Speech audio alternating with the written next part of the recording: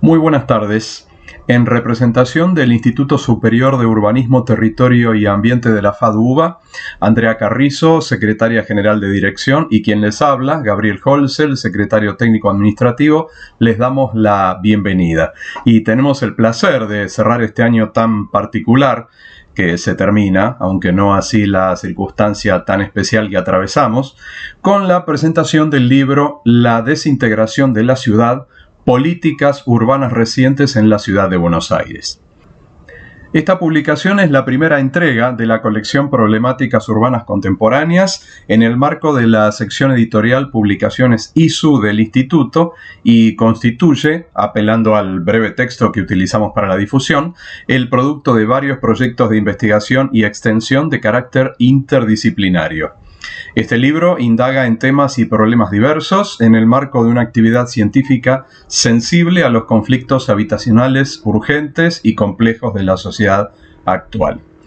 Nuestras felicitaciones, primero que nada a los autores, en orden alfabético: Laura Andrada, Jonathan Valdivieso, Raúl Del Grosso, Matías Goyeneche, Claudia Webel, Eva Koutsovitis, Federico Kulet-Gian, Alejandro Muntó, Margarita Robertazzi, María Florencia Rodríguez y Sandra Inés Sánchez. La presentación será grabada y subida al canal de YouTube del Instituto. El libro estará disponible en versión digital a través de canales de acceso a los repositorios digitales de acceso abierto del Rectorado UBA, la Secretaría de Investigaciones FADU y el ISU. Los oradores serán presentados y una breve reseña bibliográfica de los mismos será compartida en el chat de la reunión. Quiero agradecer por su presencia y por su apoyo a esta presentación a la Secretaría de Investigaciones de la Facultad de Arquitectura de la UBA, y quiero destacar también la presencia de representantes de la Secretaría de Ciencia y Técnica del Rectorado de la UBA, Martín Calizano y María Teresa Quintas. Y por último, también a representantes del marco de todo este trabajo que está plasmado y capitalizado en esta publicación, que es el programa interdisciplinario de la UBA sobre marginaciones sociales PIUBA+. Seguramente, junto a Sandra Sánchez, a quien ahora voy a darle la palabra seguidamente para que haga una breve introducción, vamos a compartir estos agradecimientos y vamos a encarnarlos en otros nombres y apellidos más allá de las instituciones. Así que, sin más, le voy a dar la palabra a Sandra Sánchez, que va a hacer una breve introducción. Sandra, seguramente podrías compartir, por favor, puedes compartir pantalla Sí, para darle marco a tu intervención.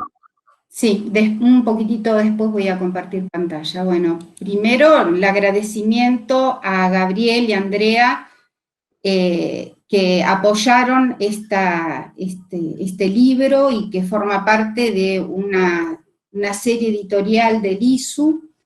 Esto es un producto de un trabajo interdisciplinario que se desarrolla en el marco de diferentes proyectos del UBACIT, del CONICET, en la conjunción de muchos equipos que tienen larga tradición de investigación aplicada, como EVA con la CLIC, ¿no?, que tiene larga tradición de trabajo, Margarita Robertazzi, María Florencia Rodríguez, Claudia Gebel, todos desde la Facultad de Ingeniería, desde la Facultad de Psicología, de Filosofía y Letras de la carrera de Antropología, María Florencia desde el Instituto Gino Germani de la Facultad de Ciencias Sociales, y el equipo también de la Facultad de Arquitectura, de la FADU. Es decir, hay arquitectos, sociólogos, antropólogos, politólogos, planificadores urbanos, abogados, también me olvidaba de la Facultad de Derecho. Entonces es un producto del trabajo realizado durante todos estos años. Primero viene el trabajo de campo, la investigación aplicada, y después viene el libro. El libro ha costado mucho, sobre todo porque cuando lo íbamos a cerrar sucedían cuestiones muy claves, problemáticas, surgían sobre todo en el tema de villas, han surgido muchos problemas a lo largo de este último año, de mitad del año pasado. Entonces nos vimos implicados en querer seguir analizando los fenómenos. Ahora sí voy a compartir pantalla. Voy a compartir la pantalla con los artículos, los capítulos. ¿Se ve ahora? ¿Sí? Le están viendo, ¿no? Llega, ahí está llegando, sí. Ah, está llegando. El libro está formado por 10 artículos, empiezan con la situación actual, el escenario actual del COVID, que es el punto de llegada, ¿no? Y acá un poco el título del libro, La desintegración de la ciudad. Trata el libro en sí sobre las políticas urbanas del último tiempo dentro de la gestión PRO, de Mauricio Macri y Horacio Rodríguez Larreta. Y la desintegración de la ciudad le pusimos porque evidentemente estas políticas neoliberales, con sesgo absolutamente mercantilistas, tienden a desintegrar la ciudad desde el punto de vista del espacio físico, del espacio social, de la cultura en sí, transformando sus significaciones, sus simbolizaciones, expulsando a todos los habitantes que luchan y han luchado por amor a la ciudad, borrando las huellas de la historia y tratando de borrar todas las diversidades que existen y que conviven en la cultura urbana de la ciudad. Esa es nuestra mirada. El libro tiene 10 capítulos, comienza el capítulo con el escenario actual, un capítulo sobre el escenario actual, contemporáneo del COVID, un segundo capítulo sobre el proceso de judicialización de Playón de Chacarita previo a uno de los capítulos en donde se analiza como estudio de casos Playón de Chacarita y el barrio Padre Carlos Mujica en paralelo.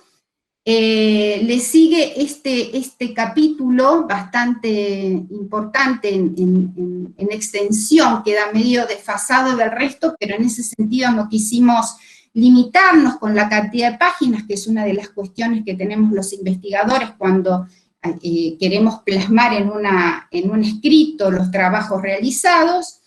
Después un capítulo de Federico Culellán sobre hoteles, pensiones, inquilinatos en San Cristóbal, que forma parte de las investigaciones de su tesis y forma parte de la tesis, es un recorte. Un artículo sobre el Observatorio del Derecho a la Ciudad y las luchas, ¿no? Las luchas y las resistencias ciudadanas. Un capítulo sobre la autogestión, el caso del Molino, y 2 capítulos más, uno de la lucha por la vivienda digna en San Fernando, con la organización social OLP, y el último capítulo sobre la EXAU 3, en un periodo que va de 2000 a 2007, es decir, es un amplio arco de investigaciones. Ya cada uno de los autores va a poder tener una intervención y contar más. Van a introducir ahora Jorge, no sé si llegó Jorge Abasto, y Jonathan Valtivieso, que son organizaciones con las que nosotros venimos colaborando, y en ese sentido nos sentimos profundamente agradecidas por considerarnos compañeros de lucha y por poder colaborar desde la academia en sus luchas, ¿no? En la defensa de los derechos de la ciudad, en las vulneraciones para evitar las vulneraciones de derechos. Y por último, bueno, decir que estas políticas mercantilistas no se escinden, no están escindidas del apoyo también que ha recibido de ciertos sectores de la academia, de la Facultad de Arquitectura, que han avalado estas políticas. Esto lo decimos en el libro, lo voy a decir de manera lo más elegante posible, sea elegante y no estemos de acuerdo, avalados por ciertos sectores de la Facultad de Arquitectura, a través de convenios, a través de concursos, ¿no? Gran parte de las políticas que criticamos han sido avaladas por el sector corporativo, que tiene un lugar muy importante en la Facultad de Arquitectura. Así que, bueno, les agradezco profundamente a todos los que han venido, me siento muy emocionada, pero bueno, es un momento muy difícil, esto es un libro y la lucha continúa, lo congelamos en este momento, porque así debía ser. Interpelamos a los organismos del Estado a través del texto, interpelamos también a la academia. Así que les agradecemos profundamente la participación y a todos los compañeros y compañeras que han participado en la escritura por su paciencia también. Así que, bueno, gracias. Bueno, gracias a vos, Sandra. Si te parece eso, muy bien. Dejás de compartir. Y ahora, si está presente, por favor, María Paula Senesco, que va a tomar la palabra y nos va a hacer una introducción. ¿Está por allí? Sí, acá estoy, acá estoy. Y con el micrófono prendido. Muy bien, bien, Paula. Bueno, Paula, María Paula Senesco, vamos a compartir también la reseña bibliográfica, como lo hice recién con Sandra Sánchez, para no quitarle espacio a los verdaderos protagonistas. Así que, María Paula, tenés la palabra. Bueno, muchas gracias por la invitación. En primer lugar, felicitaciones a todos, todas y todes los autores. Bueno, quiero agradecer esta invitación primero a las editoras del libro, a quien conozco desde hace muchos años por su participación en el Piuba Más, que recientemente mencionaban. Por invitarme a esta presentación en tiempos y por poder completar esta producción colectiva en estos tiempos tan difíciles, ¿no? Así que, en primer lugar, esas felicitaciones. Una producción que es resultado, por lo que expresaba Sandra, de distintas investigaciones, trabajos de extensión, investigaciones aplicadas y orientadas a temas de relevancia social, como es el que atiende este libro. Con investigadores de, bueno, por lo menos 6 facultades, es lo que yo había escuchado recién. Y bueno, y hacer una reflexión en relación a los temas que yo he trabajado de políticas científicas y de educación superior, donde en ese campo se menciona la existencia desde hace 2 décadas de cambios en los modos de producción de conocimiento, orientados a la incorporación de nuevas demandas y también a la incorporación de nuevos actores extraacadémicos, diferenciándose esa modalidad de producción de conocimientos disciplinaria y netamente académica, ¿no? Y en relación con estos cambios, podemos decir que este libro consolida, por un lado, esa articulación de investigaciones realizadas en la universidad, con las demandas sociales por un derecho a la vivienda y hábitat dignos por parte de los afectados y de organizaciones civiles, políticas, multisectoriales y profesionales, como mencionan en el libro, ¿no? Y por otro lado, también interpela a las instituciones en ese contexto de políticas regresivas y de vulneración de derechos que mencionaba recién Sandra, ¿no? Así que este libro vemos que trasciende entonces esos marcos disciplinares tradicionales para atender esa complejidad de las problemáticas habitacionales en la ciudad de Buenos Aires, las problemáticas urbanas, socioculturales, socioeconómicas. Es una expresión de ese trabajo interdisciplinario que tiene un gran sustento desde el Piuba Más, desde sus orígenes, y desde las investigaciones orientadas a esa resolución de problemas de relevancia social que mencionaba recién, lo que propicia esa unión virtuosa entre ciencia y política, ¿no? Introduce nuevos lenguajes y dinámicas para los espacios académicos, pero también para esas organizaciones sociales que involucraron en estos trabajos. Mi reflexión es que con esta producción vemos el involucramiento, y ahí es donde quiero destacar el rol de la universidad, ¿no? El involucramiento de la universidad y la investigación en la formulación y en la puesta en prácticas de políticas públicas urbanas, y en este sentido, tomando una autora uruguaya que también trabaja temas de política científica, que es Judith Sutz, ella menciona que las universidades latinoamericanas debieran convertirse en agentes de transformación en el medio social, ¿no? Y yo creo que este tipo de trabajos constituye esa forma de acercamiento de la universidad con su rol social, y es ese resultado de vinculaciones virtuosas que todos y todas y todos estos investigadores fueron generando durante todos estos años con las organizaciones sociales e incluso con organizaciones gubernamentales de la Ciudad de Buenos Aires. Por esto que acabo de decir, creo que los análisis que despliega este libro deberían constituirse como un gran aporte a las políticas públicas locales.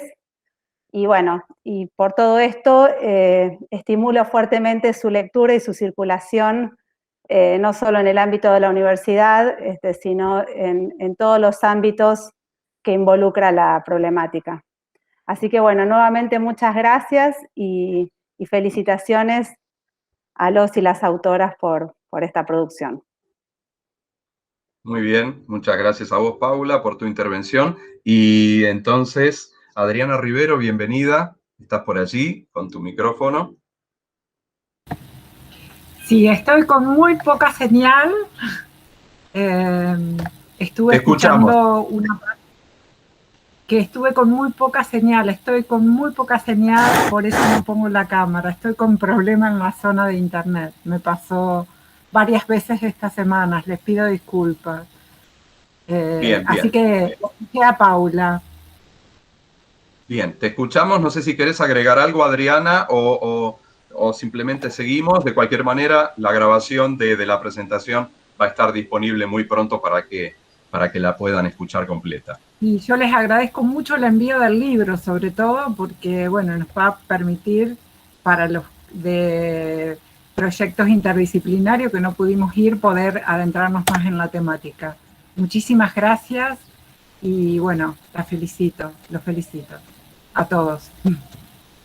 Perfecto, bueno, entonces muchísimas gracias, Adriana. Allí también compartimos en el chat por la intervención la pequeña reseña, la breve reseña de Adriana. Y entonces sí, seguimos entonces con palabras a cargo de, como lo anunciara Sandra, Jonathan. Jonathan, ¿estás por allí? Jonathan Valdivieso. Sí, hola, ¿cómo están? Buenas tardes a todos y todas. ¿Cómo está? ¿Cómo está? Buenas tardes. Bueno, compartimos entonces en tiempo real por el chat tu reseña bibliográfica y te damos la palabra, por favor. Agradecer en primer lugar a Sandra Sánchez, a Margarita Robertazzi y Claudia Gebel por la posibilidad de haber participado en este libro interdisciplinario y colectivo. Agradecer a ISU por la posibilidad de publicarlo. Y también comentar a aquellas personas que estén interesadas en el contenido que este libro surgió principalmente a través de las resistencias y colaborando en la conquista de derechos urbanos, habitacionales y ambientales en la ciudad de Buenos Aires. Mucho del contenido de este libro ha servido para que barrios populares puedan luchar para el conocimiento de sus derechos a la integración urbana en la ciudad de Buenos Aires, ha servido para reclamar prestaciones alimentarias en la época de la pandemia, ha servido para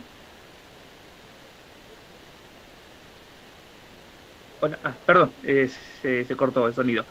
No, ha servido para que en cierta forma se vaya instalando políticas distintas en la ciudad de Buenos Aires, que nosotros venimos denunciando que en estos últimos años el eje central de la política ha sido la privatización, la mercantilización de la ciudad y la concentración de un gran poder político en los sectores que encabeza el jefe de gobierno en la ciudad de Buenos Aires. Por otra parte, uno de los grandes debates que abre este libro justamente con la tapa, ¿no?, que se llama La ciudad desintegrada, tiene que ver con esta problematización de lo que se entiende por una ciudad integrada, ¿no?, por esta política de integración social y urbana en la ciudad de Buenos Aires. ¿A qué me refiero con esto? Durante mucho tiempo, asambleas y organizaciones han luchado por ese derecho a la integración, han logrado que ese derecho sea reconocido por leyes de la ciudad, que sea reconocido por la Constitución de la Ciudad de Buenos Aires, y vemos cómo el gobierno ha internalizado ese concepto para hacer totalmente lo contrario. Por ejemplo, y este libro lo trata, las políticas, los procesos de integración social urbana, como lo llama el gobierno de los barrios populares, son dejar a merced estos barrios a la fuerza del mercado inmobiliario, transformando esta tierra pública en terrenos privados, transformando en propietarios y propietarias a las familias que habitan estos barrios sin una adecuada infraestructura, de servicios públicos, sin adecuada solución a sus problemas habitacionales. Estas políticas de integración también son utilizadas para legitimar el desarrollo urbano del sur de la ciudad, donde se vende tierra pública, donde se privatizan grandes parques públicos, con el objetivo de desarrollar esa integración, ¿no? Esa mixtura entre los sectores populares y las clases medias altas, cuando en definitiva lo que se está generando son procesos de expulsión de los sectores populares de estas zonas de la ciudad. Así que también es uno de los ejes esenciales de este libro, el entendimiento y la discusión con el tema de la integración. Y por último, para no utilizar mucho el tiempo, este libro principalmente su contenido se ha basado en las resistencias en conflictos sociales y urbanos previo a la pandemia, ¿no? Si bien tiene un artículo con relación a lo que distintas organizaciones han venido reclamando y resistiendo durante la pandemia, principalmente su contenido tiene que ver con cuestiones previas a la pandemia. Pero lo interesante de analizar es que aquellas soluciones alternativas o direccionamiento de políticas alternativas que ofrece el libro se vuelven más presentes y más necesarias de discutir en este periodo luego de un año de crisis sanitaria y pandemia en la ciudad de Buenos Aires. ¿Cuáles son esos lineamientos que propone el libro y que proponemos de mi parte como integrante de un colectivo de profesionales que es el Observatorio del Derecho a la Ciudad? Proponemos, por una parte, empezar a profundizar y operativizar el paradigma de la democracia participativa en un contexto donde la pandemia lo que ha generado es que el jefe de gobierno tenga la mayor suma de poder público que jamás ha visto la ciudad de Buenos Aires en su historia democrática. Por otra parte, hemos visto que se ha profundizado la política de mercantilización, financiarización y privatización de la ciudad, y en este libro vemos cómo han fracasado ese tipo de políticas. Y por otra parte, también con una discusión que ha sido en estos meses que tiene que ver con el destino de la costanera de la ciudad, una política urbanas impulsada del gobierno que desatiende la cuestión de la crisis climática.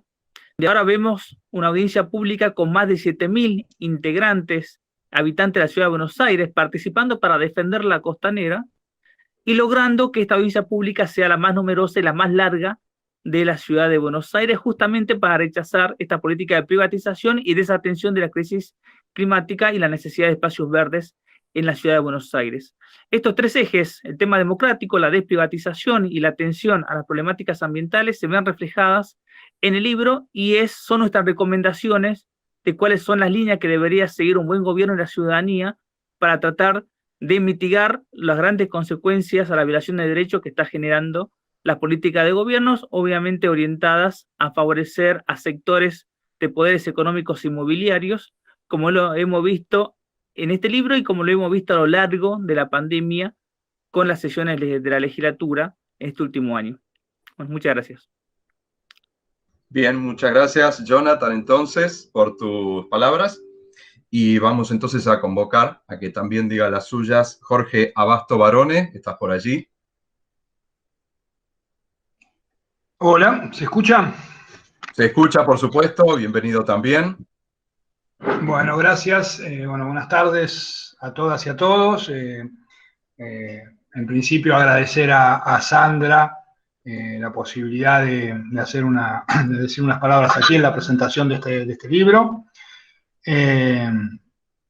Yo breve, dos o tres cosas. En primer término, destacar, la lógica que entiendo expresa este libro, que es la academia, la universidad, acercándose a los conflictos allí donde ocurren y tomando como insumo de sus producciones la lucha social, las luchas de resistencia, las luchas de los sectores populares que están resistiendo concretamente y día a día el modelo expulsivo de ciudad de Larreta y compañía. Me parece que es destacable esa orientación, y nosotros, yo pertenezco a una organización social de la ciudad, la Coordinadora de Inquilinos de Buenos Aires, la aplaudimos, la festejamos, que ese tipo de orientaciones, en cuanto a la intervención de la universidad y de la academia. No, yo breve, nosotros venimos denunciando desde hace años, desde el proyecto de ciudad del oficialismo, venimos denunciando el proyecto elitista y expulsivo, ese proyecto de ciudad que tiene, se puede simbolizar en Puerto Madero con 7-8 mil dólares el metro cuadrado, a pocos cientos de metros de uno de los barrios populares más grandes de la ciudad. Ese proyecto, digo, elitista que se ha ido urbanando con políticas muy inteligentes. Nosotros siempre decimos que el gobierno, el oficialismo en la ciudad ha tenido políticas públicas de vivienda que son justamente políticas de valorizar el suelo, y son políticas que terminan con la expulsión de la población pobre de la ciudad y políticas de favorecer el gran negocio inmobiliario. No es que no las tuvo, sino que son específicamente estas. Digo, bueno, y ha tenido varios elementos, digo, desde el diseño de los distritos especiales, la mayoría de ellos en la zona sur de la ciudad, que fueron dirigidos no a, digo, hacia los emprendimientos que teóricamente se pretendían motorizar o fortalecer de las artes, tecnológicos, etcétera, sino que eran diseños para elevar el valor del suelo, y de esa manera potenciar el negocio inmobiliario, fundamentalmente en la zona sur de la ciudad, donde se asientan todos estos distritos. Digo, las políticas de urbanización, como creo que lo decía Jonathan recién, entre comillas, la urbanización de los barrios populares, que el objetivo de fondo, digo, y lo podemos ir viendo después de un par de años de desarrollo de esas políticas, el objetivo de fondo es introducir una cantidad de tierras que antes no estaban, introducirlas en el mercado inmobiliario, digo, generando los títulos de propiedad, digo, para que esas tierras se introduzcan en el mercado inmobiliario y en la lógica del mercado inmobiliario. Y digo, todo el tema que tiene que ver con el plan urbano ambiental y la permanente enajenación de tierras públicas, la permanente y sistemática venta de todo pedacito de tierra que hay en la ciudad, digo, que es del Estado, venderlo, digo, al mejor postor, digo. Esto, digo, son políticas públicas activas del Estado, digo, para potenciar el gran negocio inmobiliario, y van acorralando, digo. Cada uno de estos grandes proyectos inmobiliarios, nosotros decimos, son como pequeñas bombas con su onda expansiva, y la onda expansiva es que genera un encarecimiento del suelo en todas las zonas aledañas, y ese encarecimiento del suelo y ese encarecimiento de la vida va expulsando a la población pobre hacia afuera de la ciudad o hacia los propios márgenes de la ciudad, los barrios populares, las villas, los hoteles y los inclinatos, que son un lugar donde el pueblo resiste, digo, que es el pueblo que quiere y tiene derecho a vivir en la ciudad, porque acá tiene el colegio de los pibes, tiene el trabajo, tiene, digo, se ubican distintas estrategias, digo, y tanto las villas como los inclinatos, los conventillos, las casas ocupadas, digo, son las estrategias, digo, cada vez más, pero cada vez más, digo, sometidas a una fuerte presión, cada vez más, rodeadas, digo, por el negocio inmobiliario y por esa lógica de ciudad. Sin embargo, bueno, los sectores populares, como pueden, resisten. El libro toma, me parece, alguna de esas experiencias. Nosotros podemos contar muy brevemente, por ejemplo, la experiencia de Casa Santa Cruz, que es una de las que está expresada ahí en el libro, donde, digo, de alguna manera Casa Santa Cruz simboliza todo un recorrido. Es un edificio ocupado como vivienda en el edificio de la vieja fábrica Celsa, que fue la fábrica de toallas más grandes de Latinoamérica. Digo, ¿no? Cuando en el sur de la ciudad había industrias, digo, como el proceso de salida de las industrias de la ciudad convirtió esos edificios en edificios abandonados, como la gente los recuperó y los convirtió en lugares aptos para vivienda, y cómo ahora, digo, el negocio inmobiliario va por ellos. El propietario, quien está haciendo el proceso de desalojo en este edificio de la calle Santa Cruz, es una persona que lo compró en un remate judicial, digo, porque fue parte del proceso de quiebra de esa gran fábrica. En un remate judicial compró ese inmueble por $1 millón, y ahora su pretensión de venderlo es a 150 millones de pesos. Así que imagínense, digo, y aunque parezca exagerada la cifra, es así, digo, ¿no? Por supuesto pasaron 20 años en el medio, valor del dólar en el medio y todo eso, digo, pero es un fabuloso negocio inmobiliario. Y ahí Santa Cruz simboliza una parte de la resistencia, digo, de los sectores populares a vivir en la ciudad. Hace 20 años se han ido resistiendo, con, digo, la intervención de profesionales que intervienen en el juicio, con una excelente defensa de la Liga Argentina por los Derechos Humanos, pero también con una permanente pelea social y política que logró postergar el desalojo varias veces. Pero, digo, uno de los problemas centrales que vemos, yo para ir sintetizando y redondeando, es que esta resistencia que se expresa en Santa Cruz, digo, que hace una resistencia muy, muy fuerte, se ha convertido en una pequeña trinchera en Barracas al avance del negocio inmobiliario, la resistencia que hacen los compañeros de los barrios populares, las villas, contra estos modelos truchos de urbanización. Digo, lamentablemente por ahora queda en ese plano, es simplemente resistencia, no se visualiza, no se ve, digo, la posibilidad de, más allá de algún pequeño triunfo que se le pueda arrancar al estado de la ciudad, no se ve la perspectiva, digo, de el planteo de un modelo distinto de ciudad, y es por eso, digo, por lo que tenemos que ir, digo, por un modelo diferente, por un modelo distinto, un modelo inclusivo, un modelo que nos contenga todo, pero para eso me parece que hay que replantear una alianza social en la ciudad, porque los sectores populares, los sectores que viven en estos lugares realmente están estigmatizados, y habrá que ver, habrá que evaluar y ver entre todos cómo, digo, ganamos para una lógica de ciudad inclusiva, digo, a los amplios sectores medios, que la verdad que hoy en día tienen una mirada, digo, donde como no los toca a ellos directamente, no se preocupan por este problema, o se preocupan cuando lo tienen encima, porque muchas veces el sector medio bajo, digo, sufre el tema de los alquileres, pero lo aborda desde una óptica bastante individualista. Entonces hay como una fragmentación, digo, no hay una alianza social en la ciudad que pueda plantear un modelo de ciudad distinto, y me parece que ese es uno de los temas al que hay que buscarle una vuelta y al que hay que buscarle una salida. Yo hasta acá. Bien, bien. Bueno, muchísimas gracias entonces a Jorge por sus palabras también. Y vamos a continuar entonces con los aportes. En este caso, primero vamos a darle la palabra a este grupo de oradores, a Eva Cousovitis. Eva, estás por allí, seguramente. Aquí estoy. Muy bien, sí. Ahí está la cámara también. Perfecto, bien. Perfecto. Entonces, tenés la palabra. También vamos a compartir tu reseña bibliográfica por el chat. Adelante entonces, por favor. Bueno, en primer lugar, buenas tardes a todas, a todos y a todes.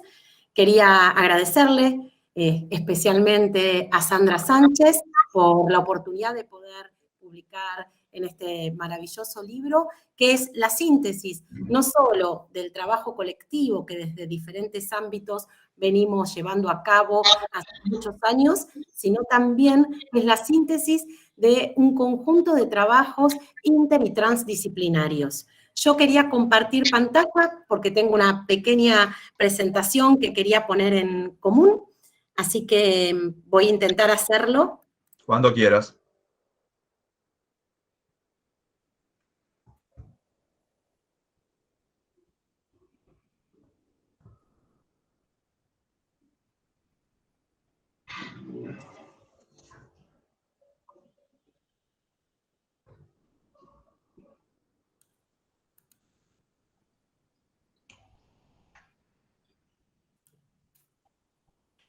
No sé si ya se compartió la pantalla. Perfecto. Si yo lo estoy viendo por lo menos.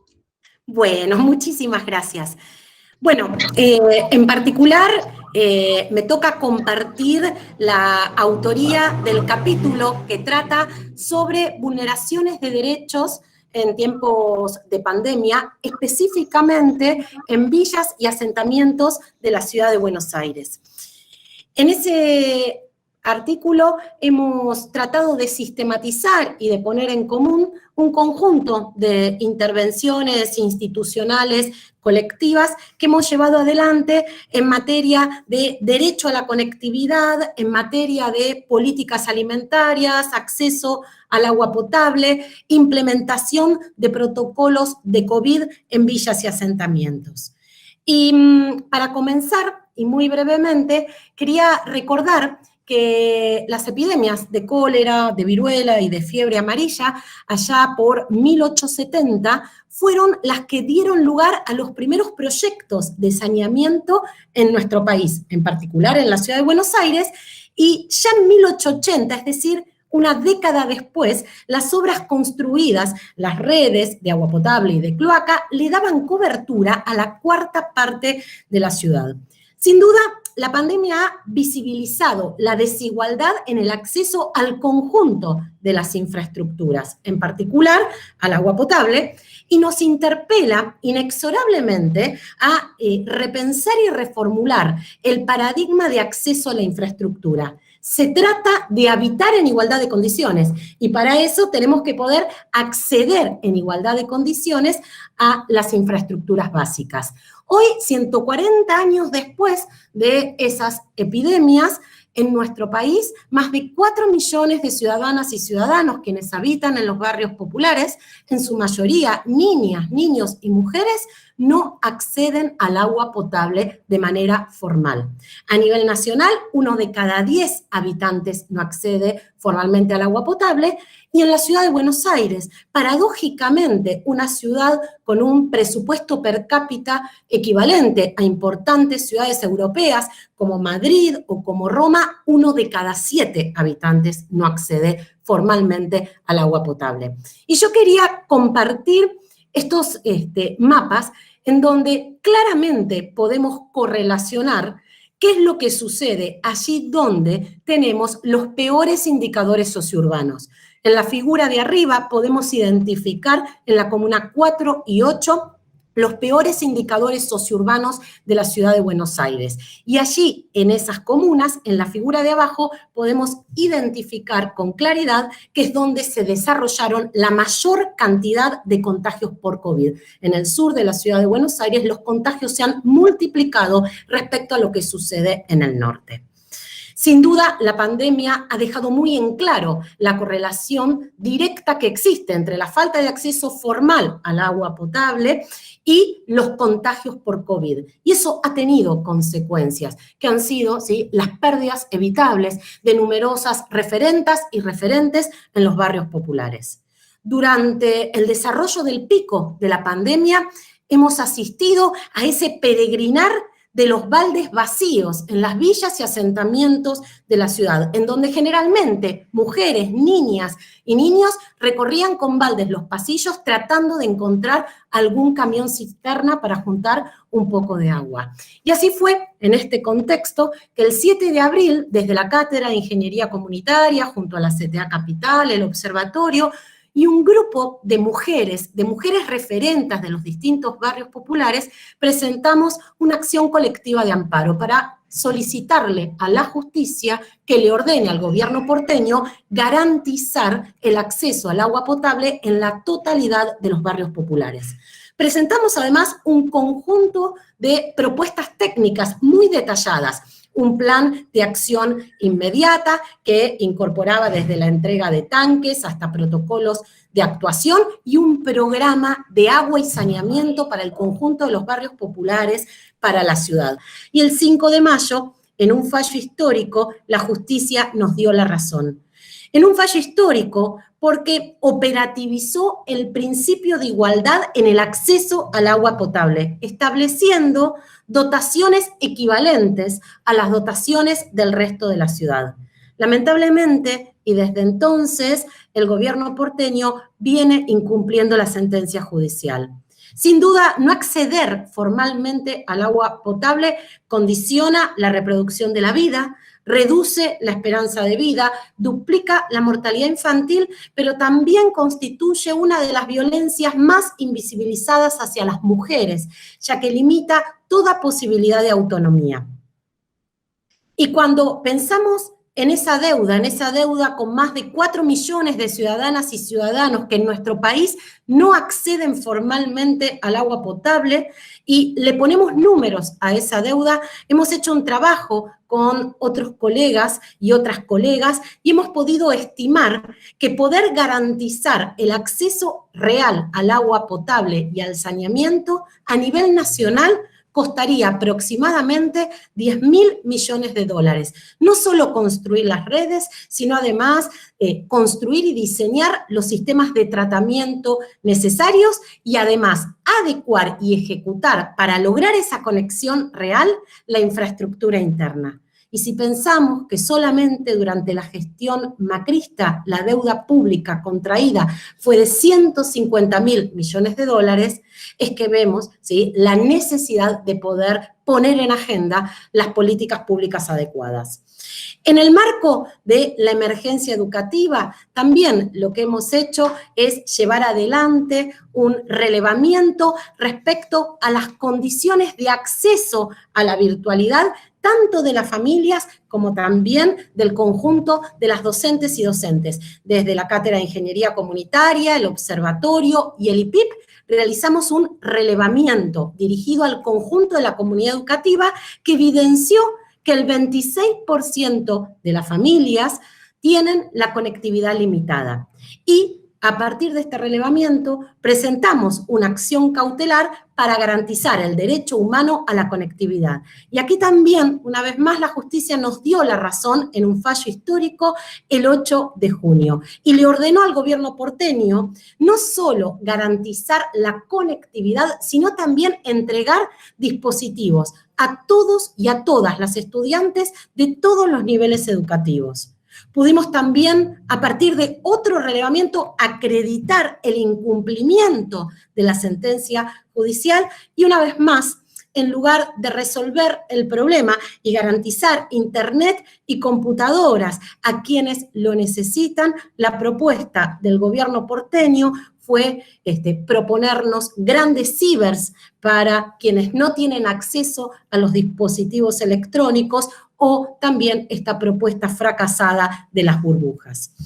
En relación al hambre, a la política alimentaria, también aquí en la ciudad de Buenos Aires, la ciudad con presupuesto europeo, de manera previa a la pandemia, 110.000 porteñas y porteños recibían asistencia alimentaria diaria.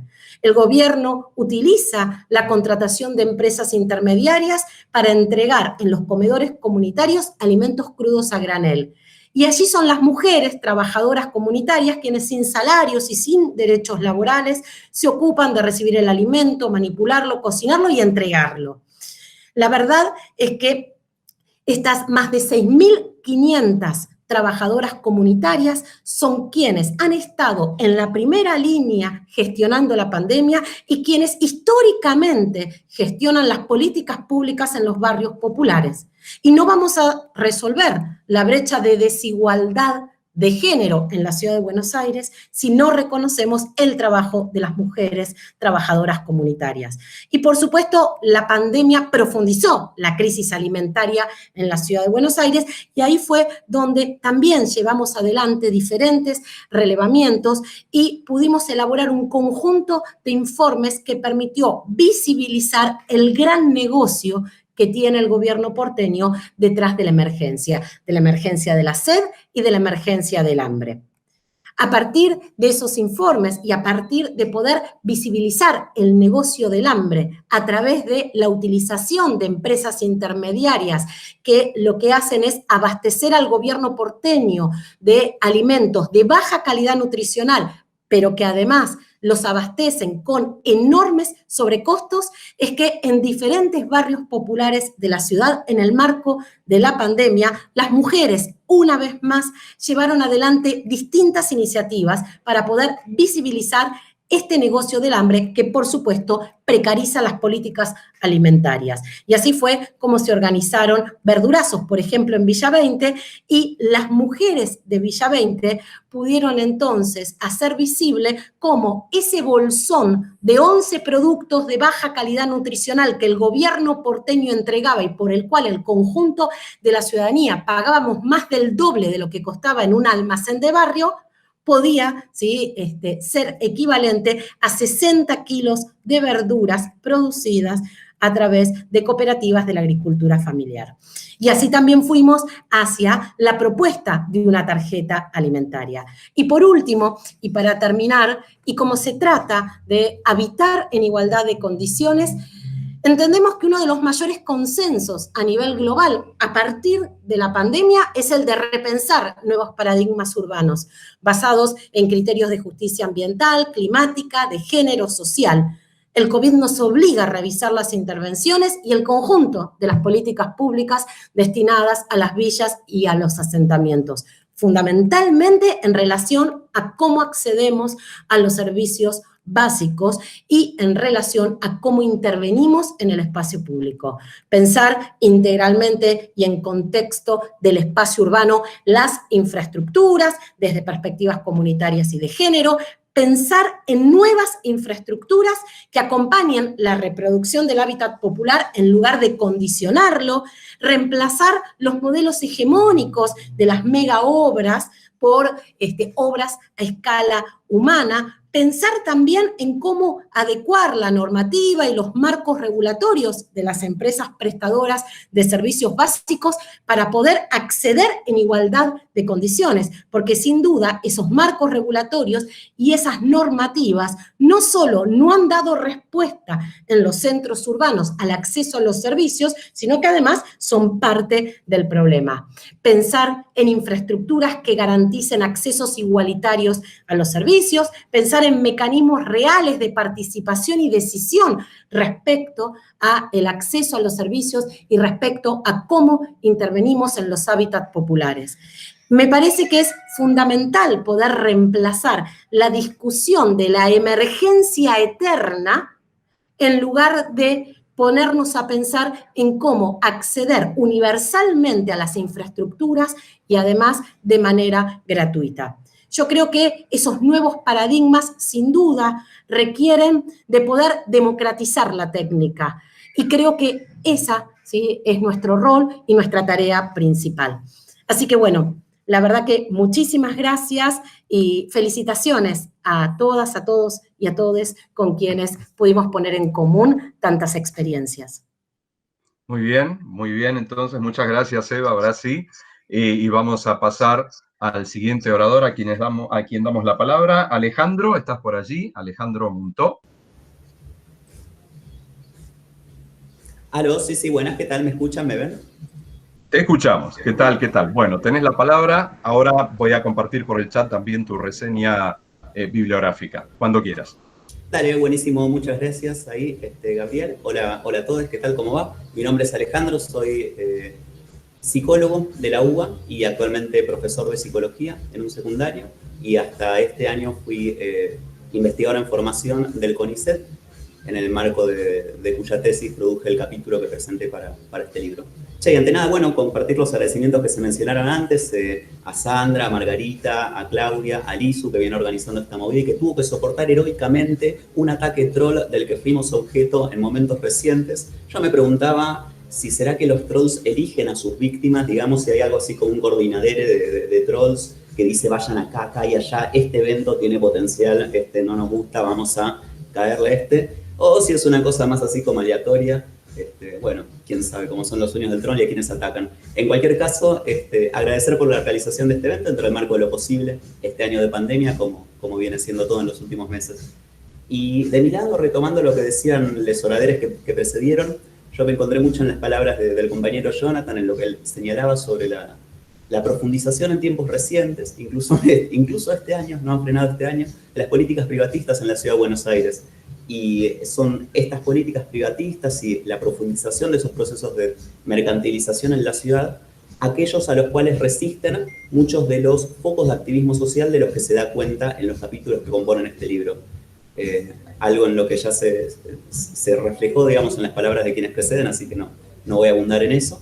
A mí me parece que son procesos estos, digamos, los de mercantilización de la ciudad, de los territorios urbanos, que se dan en muchas ciudades globales en paralelo, más allá de en qué país estén, cómo sea su desarrollo económico, o incluso cuál sea el color de los partidos que gobiernan, o cuán progresista puede ser su discurso. Esto se da en varias ciudades del globo a la vez y obedece a tendencias globales del capital financiero, si se quiere. Ahora bien, cabe señalar de todos modos que en la última década y pico en la Ciudad de Buenos Aires, cómo se nota esa privatización y cómo se nota la manera en la que se viene mercantilizando el espacio urbano. Y basta con mirar el ejemplo reciente de Costa Salguero, de la lucha que se viene dando en torno a eso ahora, con la audiencia abierta, en pleno proceso de audiencia, para privatizarlo más deliberadamente todavía y armar un complejo de viviendas ahí de high class terrible, la privatización del río que tiene esta ciudad, ¿no? Y incluso todavía más, como señalaba Eva recién, incluso en contexto de pandemia, como a partir del hambre y de la sed de los sectores populares, los sectores más vulnerados, se pueden montar grandes negocios con este tipo de gobiernos y sus empresarios amigos. Así que, en fin, todo este panorama da, para mí, como señala o quizás resalta que siempre va a ser una buena manera de rastrear los focos de conflicto social vigentes, hacer un mapeo de las luchas ancladas en el territorio urbano, porque queda muy de relieve que es la ciudad del espacio material donde se dan estas choques, a veces abiertos, conflictos de clase, otras veces tensiones implícitas, pero que tienen breves episodios de tensión abierta. Y es en los focos de esas resistencias que me parece que se internan varios de los capítulos que componen este libro, y eso siempre es un buen modo para mí de rastrear dónde se está produciendo conocimiento nuevo. Algo como dice Silvia Federici, que dice ella que el conocimiento en verdad se produce en los focos de activismo donde están las luchas sociales vigentes a cada momento histórico. Bueno, lo dice ella, lo dicen un montón de autores, ¿no es cierto? Entonces, un buen modo de acercarse a la producción de conocimiento nuevo desde una perspectiva crítica en lo posible, siempre estar cerca de esos focos de conflicto, activismo social. Y bueno, como para ir redondeando un poco esta intervención, creo que, como decía Sandra muy al comienzo de este evento, antes, previo al ataque troll, ella señalaba en carácter de denuncia que hay algunos sectores que componen la FADU que están incluso, no solo apoyan y sustentan ideológicamente, sino que a veces directamente participan en los procesos de privatización progresiva que se van dando en la ciudad de Buenos Aires, ¿no es cierto? Y esto señala que la universidad es también un territorio de disputa.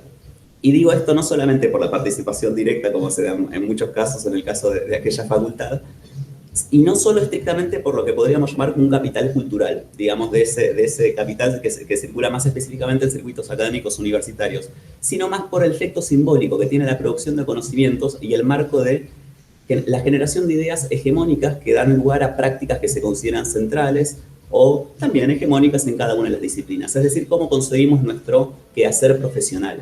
Y es esa disputa ideológica propiamente que se da en cada una de las facultades y se da en el marco de un sistema social más amplio que nos oprime estructuralmente, según entiendo yo. Bueno, es esa disputa la que podemos dar como universitarios, como académicos en general.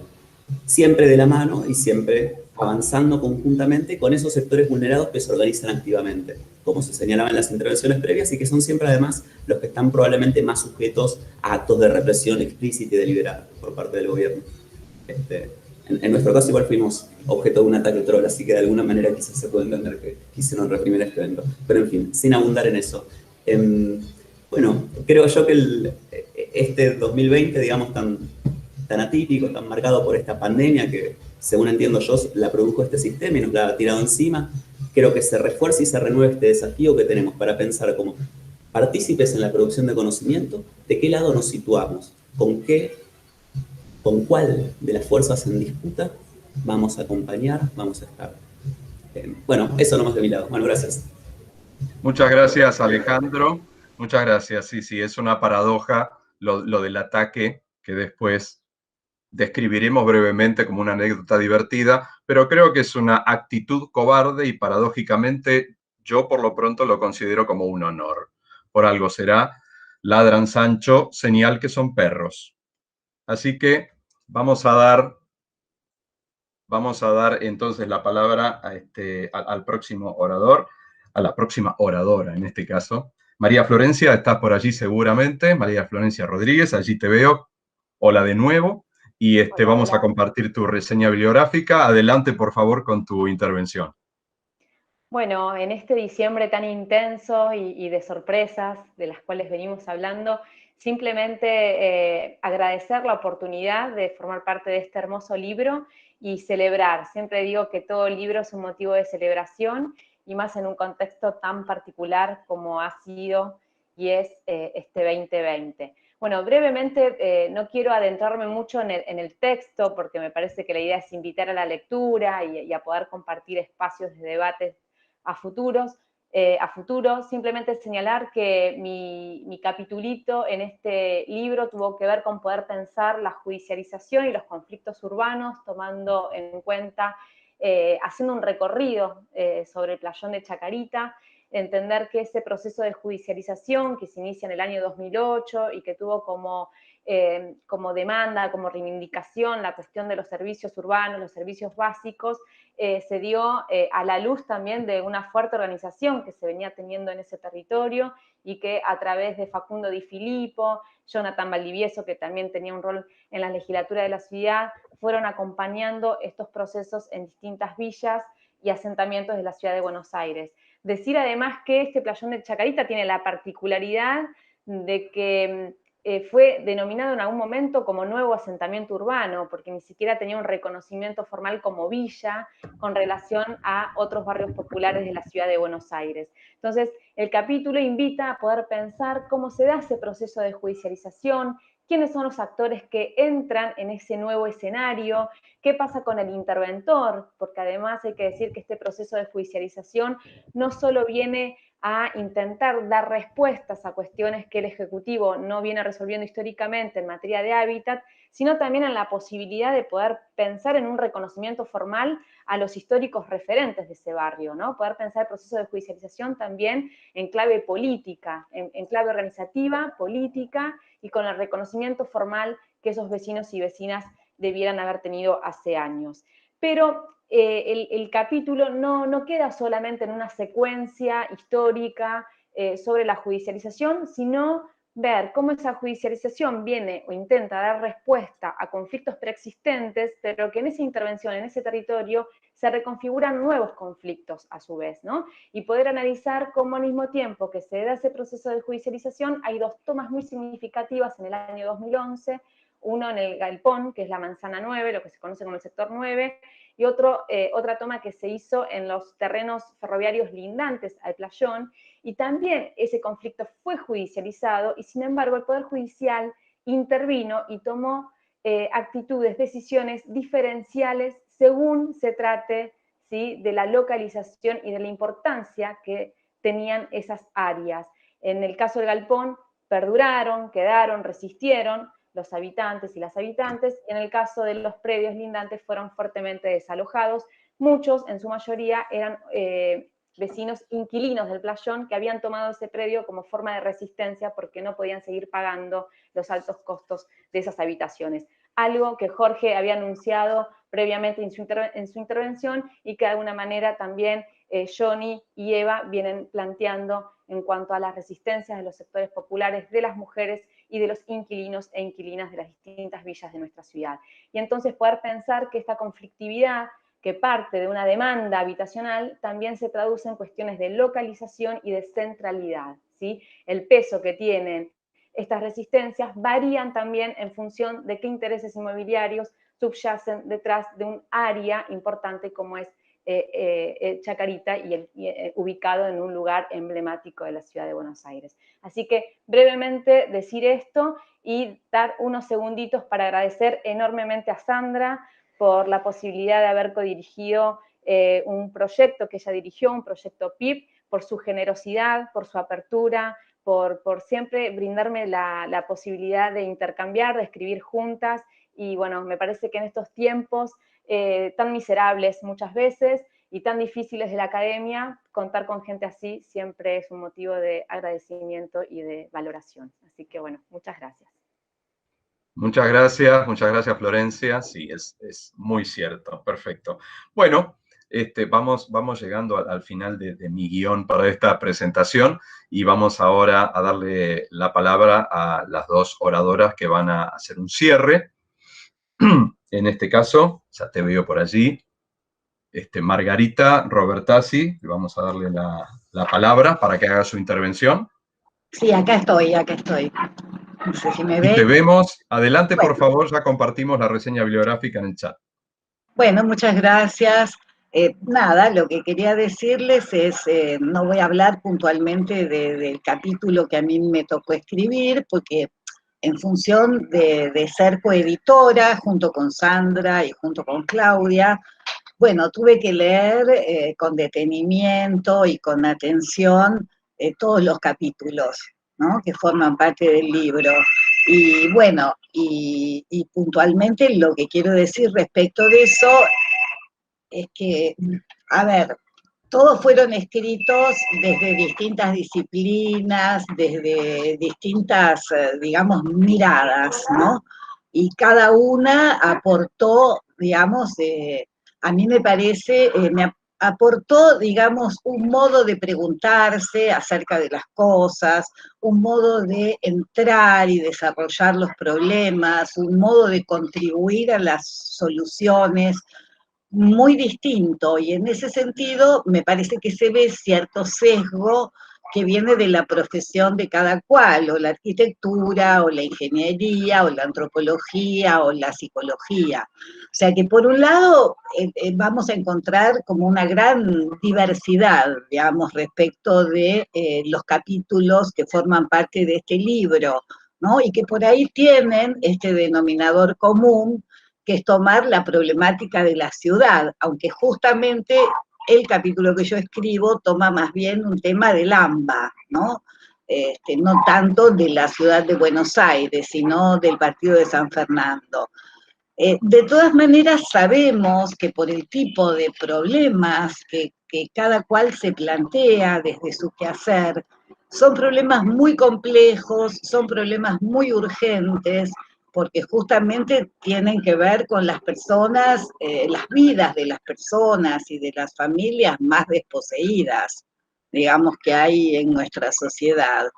Entonces, esta complejidad hace que recurramos a la interdisciplina, a la multidisciplina, a la transdisciplina para intentar abordar tamaña complejidad. Y me parece que algo que termina de fortalecer y mucho este carácter interdisciplinario, transdisciplinario, es cuando se incorporan las voces y los discursos de los actores sociales, de los protagonistas, esto es, de aquellos que viven en carne propia esta problemática que nosotros intentamos estudiar, intentamos comprender o intentamos incluso transformar, ¿no? Digo, en ese sentido me parece que eso suma a lograr una transdisciplinariedad.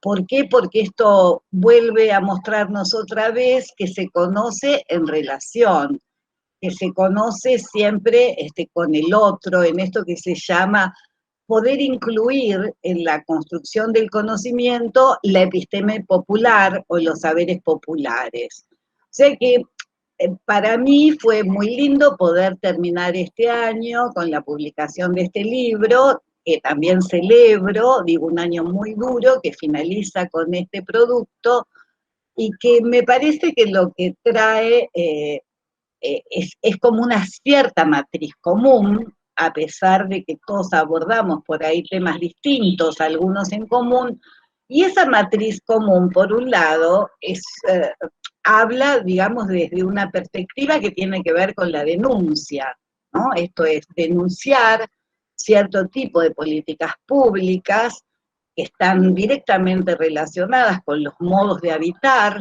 digo, con los modos de habitar el espacio, el territorio, digamos que siempre perjudica a los más desposeídos, por lo tanto es una denuncia hacia cierto tipo de política pública, ¿eh? Que no es para nada inclusiva, sino más bien expulsiva, como decían todos los compañeros. En ese punto me parece que todos coincidimos justamente con un propósito, que es el propósito de modificar, contribuir a modificar este sistema, que es un sistema totalmente inequitativo, que es un sistema injusto y que no tiene lugar para todos, ¿no? Desde ese punto de vista se van exponiendo distintos procesos de resistencia, ¿no? Digamos, y se va, digamos, viendo de qué manera, como profesionales, como investigadores, podemos ir formando parte, siendo un eslabón más de la cadena para fortalecer esos procesos de resistencia. A mí me pareció muy bueno que todos los capítulos no son abstracciones, digamos, no son meras teorizaciones, sino que toman marcos de referencia bien locales, o sea, de ahí que en su mayoría sean estudios de casos, ¿no? Que justamente están enraizados en esos conflictos urgentes, en esos conflictos emergentes, digamos, más dramáticos a partir de la pandemia, digamos, ¿no? Pero que ya eran dramáticos antes. Entonces, desde ese punto de vista, coincido con lo que decía Paula, en esta matriz común hay un modo de hacer ciencia, que es una ciencia necesariamente politizada, politizada en el buen sentido, digo, politizada no en términos de política partidaria, digamos, ¿no? Sino politizada en el sentido de poder atender aquello que hace al bien común, a esa esfera que es de todos y para todos, donde todos podemos interesarnos, ¿no? Y quería, antes de terminar y darle la palabra a mi compañera, detenerme por un momento en la foto de la tapa, ¿no? Del libro. Es algo que a mí me impacta, digo, me impacta sobremanera, no sé si porque yo soy muy claustrofóbica, pero esto de ver esas viviendas enrejadas, digo, esto que se llama la jaula, o como dicen los que tienen que sufrirlas, el gallinero, ¿no? Lleva a pensar en que, digo, aún cuando desde el poder se intenten hacer cosas, parece que no se las hacen bien. Digo, no se las hacen bien y pareciera ser que una vivienda para pobres tendría que ser como una vivienda, no sé cómo decirlo, útil, práctica. ¿Por qué entonces no pueden los pobres tener una vivienda digna, pero que además sea bonita? Digo, que sea estéticamente agradable. Y eso me hace pensar en lo que decía un psicoanalista argentino que murió unos pocos años atrás, que era Fernando Ulloa, que él decía que cuando nos encontramos con estos planes, proyectos que se llevan a cabo desde las áreas gubernamentales y nos encontramos con estos déficits desde el punto de vista estético, es muy lícito sospechar que ahí también hubo muchas agachadas éticas. Digo, no que esta falla en la estética siempre viene de la mano de algo que desde el punto de vista de la ética tampoco funcionó. Bueno, quiero cerrar con esto y darle la palabra a Claudia, mi compañera, que también les va a decir algo, y nuevamente agradecerles a todos por la participación y porque podamos coincidir en estos espacios, nada más. Gracias, Margarita. Adelante, Claudia, por hacer parte de mi trabajo, ¿eh? Adelante, adelante. Muchas gracias. Estás muteada. Abrí el micrófono, por favor, Claudia. No, me resulta súper interesante lo último que dijiste, bueno, todo, pero lo último que dijiste, Margarita, esto de la falla en la estética, ¿no? Y la falla en la estética que implica una falla ética. Yo hago un pequeño comentario. El trabajo que yo tomé es de una etapa anterior, premacrista, y que en realidad muestra otra cosa. Ahora, continuando con el macrismo, ¿qué es lo que se ve? Es que no se termina con el trabajo y que en realidad la gente no termina teniendo las viviendas propias cuando ya estaba todo para cerrar, digamos, ¿no? Que en definitiva, lo que vos decías, Margarita, y que han dicho varios, esta cuestión de hacia dónde va la política, hacia la mercantilización o la vivienda social. Es esta tensión que claramente ha atravesado casi todo el texto, digamos, ¿no? O todo el texto. Yo solamente quería cerrar tomando también lo de los agradecimientos que Sandra lo ha planteado y que varios han dicho, es agradecer a la UBA, al ISU, agradecer a mis compañeras, a Margarita y a Sandra fundamentalmente por ese impulso constante para hacer y para hacer un hacer colectivo. Y bueno, para todos los presentes que en un día, casi a fin de año, sufrimos un ataque de troll y aún estamos aquí. Así que bueno, nada, gracias a todos y bueno, gracias a los expositores, autores y a los presentes. Nada más. Bueno, muy bien, muchas gracias, Claudia. Bien, vamos, no te preocupes, lo voy a volver a repetir. Voy a transformar esta presentación en un producto absolutamente digno y vamos a incluir la anécdota del ataque como un valor agregado, ¿está bien? A las intenciones que han sido volcadas en esta publicación que hoy celebramos. Vuelvo a repetir. Sandra, no sé si querés decir algunas palabras para cerrar la presentación.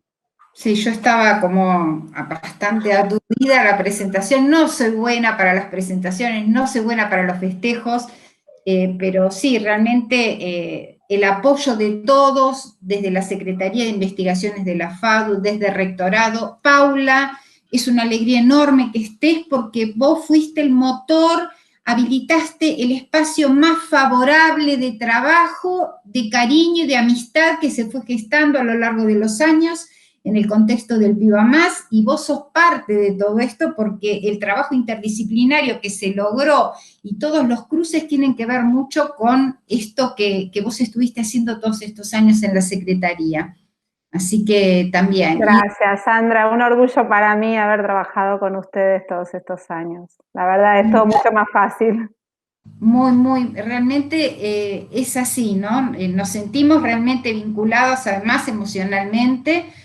Somos un grupo de personas que hemos logrado un diálogo interdisciplinar, ¿no? Cosa bastante difícil, parece ser.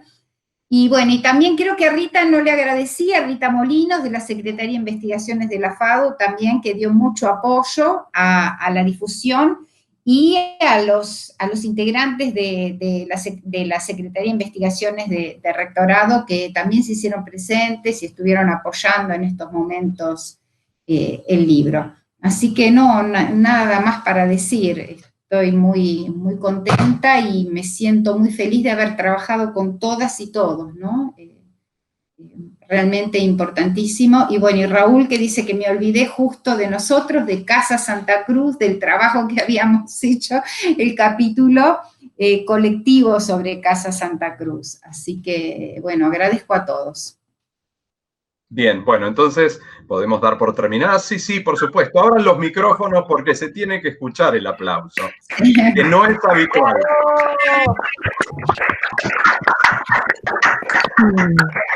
No es habitual, no es habitual. Y si vamos a acostumbrarnos a esta nueva realidad que, como dije al principio, nos interpela en todos los aspectos y de pronto es local y se vuelve simultáneamente regional y mundial, porque estamos más globalizados que nunca, el 2021 sea un espacio donde podamos hacer lo posible para poder llevar esta situación a un lugar de equilibrio, y que seamos no los mejores porque contamos con los mejores recursos, sino porque seamos los más flexibles a los cambios que no podemos evitar. Gracias a todos de vuelta. Dame un segundo. Gracias. Gracias, Gabriel. Gracias y felicitaciones. Gracias a todos. Gracias, Paula. Felices fiestas para todos.